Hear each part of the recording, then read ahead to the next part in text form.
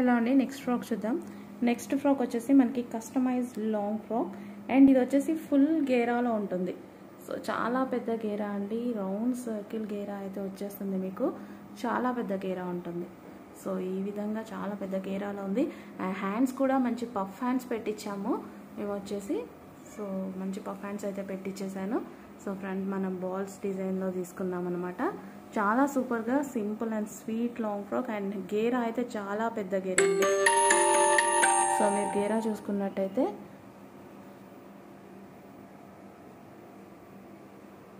Full ఫ్లేర్లో పెట్టించేసాము. Complete round circle గేరా ఫుల్ ఫ్లేర్లో ఉంటుంది.